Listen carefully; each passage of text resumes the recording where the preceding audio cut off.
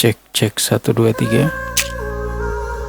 Loh 1 2 3 cek 1 2 3. Halo guys, ketemu lagi dengan saya Rizal Firmansyah di channel YouTube Rizal Firmansyah.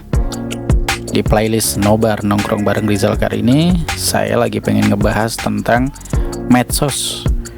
Simple banget, media sosial ya. Ya sebut saja WhatsApp, Facebook, Instagram, Twitter, YouTube. Tadi udah saya sebutin belum YouTube ya? Facebook, WA, Instagram, Twitter, YouTube ya. 5 itu kayaknya yang lagi banyak penggemarnya kali ini di Indonesia ya. Nggak tahu lagi di negara lain. Tapi yang jelas dari medsos yang begitu banyaknya itu, yang paling ngetren kan sekitar 5 nih. Yang ada di handphone kita pasti terinstall di handphone kita. Nah, itu ada unsur positif dan negatifnya pasti. Nah, kalau misalnya kita kalau misalnya kita telah betul dari sekian banyak positifnya, ada sekian banyak negatifnya juga yang kadang kita lupa. Nah, kita simak apa sih kengerian dan bahayanya medsos. Jangan lupa dulu sebelum kita bahas untuk subscribe channel ini ya guys, untuk mendapatkan informasi-informasi terkini dari saya. Dan untuk Anda semua yang ingin memberikan masukan tambahan atas pembahasan saya ini atau request bahasan apa ya yang lain, bisa tulis di kolom komentar video di bawah ini. Saran kritik juga nggak masalah ya. Nah, medsos itu ngeri dan bahaya. Kenapa saya bisa bilang kayak gitu? Yang pertama, medsos itu ngeri dan bahaya karena tempat kita berkomunikasi tanpa tatap muka yang menjadikan etika kita berkurang ya. Saya punya pengalaman nih dengan medsos, terutama di Facebook waktu itu ya. Jadi saya posting sesuatu, ternyata ada muncul komentar-komentar yang kurang beretika. Nah, ketika saya balas dengan santai, ternyata mereka malah banyak yang memberikan bulian dan lain sebagainya, yang kayaknya kurang sehat juga ya. Kalau dibilang hanya celoteh yang 1 kali 2 kali, it's okay. Tapi lama-lama kayak etika ini jadi berkurang guys. Ya bercanda ada batasan gitu saja ya. Tapi kalau misalnya apa yang kita tulis di medsos ini jadi sesuatu yang merugikan mental orang lain, kayaknya kita harus mikir-mikir sebenarnya. Tapi enggak. Jadi ada banyak orang-orang yang merasa dirinya paling benar, lalu kemudian mengetik sesuatu yang dia akhirnya istilahnya cemoohan gitu ya, yang dia nggak mikir 1-2 kali, nggak mikir berkali-kali mungkin ya. Mungkin dia masih mikir 1-2 kali, mungkin masih mikir tapi nggak mikir berkali-kali gitu ya. Gimana kalau nantinya akan jadi viral dan sebagainya. Bahkan kita tahu di berita, kalau sudah viral gitu ya di medsos yang katakanlah lambe tura dan lain sebagainya, itu kadang jadi viral gitu ya. Kalau misalnya postingan kita atau komentar kita jadi bulian itu jadi viral, itu akan menjadi bumerang bagi kita sendiri. Makanya kan ada istilahnya, mulutmu harimaumu, sekarang jempolmu harimaumu. Nah, itu bagi saya dengan adanya medsos nih, karena kita nggak bertatap muka saat berkomunikasi, jadi kurang adanya etika.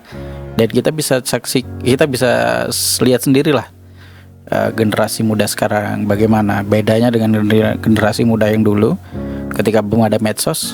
Ya beda ya.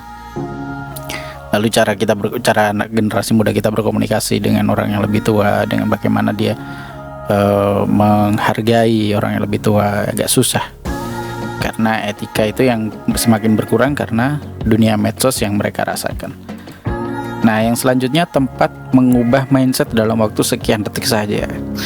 Nah, ini yang lagi bahaya juga nih guys. Kenapa saya bilang tempat mengubah mindset dalam waktu sekian detik saja? Ada banyak artikel-artikel ya, atau tulisan-tulisan di katakanlah di media sosial yang terkenal, sebut saja Facebook atau WA dan lain sebagainya. Di situ di Facebook itu banyak grup-grup Facebook yang berseliweran. Kadangkala yang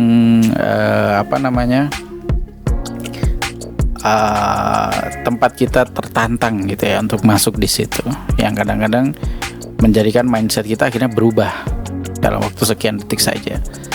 Ya, dari awalnya misalnya punya idealis A gitu ya, tiba-tiba menjadi idealis B, itu karena artikel di internet atau tulisan atau testimoni atau deretan komentar yang sebenarnya itu difilter, yang nggak setuju di del, yang setuju dia teruskan gitu ya.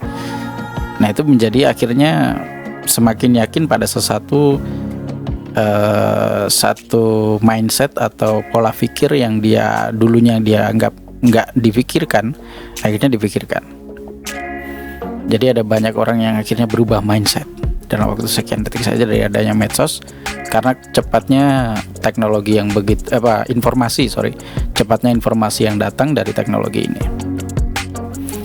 Ya, tempat mengubah mindset dalam waktu sekian detik saja ini sama kalau kita rasakan kemarin di waktu polarisasi terjadi ya. Pada waktu ya kita tahu sendiri di Indonesia ada 5 tahunan yang lalu atau 5 tahunan lebih ya, di era-era politik waktu itu lagi rame.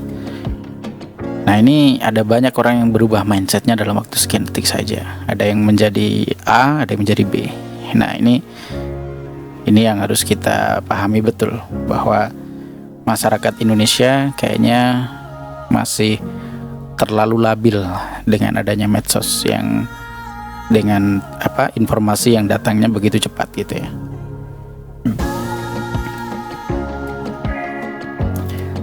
Nah, ini yang selanjutnya, tempat di mana banyak orang merasa menjadi Tuhan dan sok benar. Nah, ini juga banyak terjadi di medsos.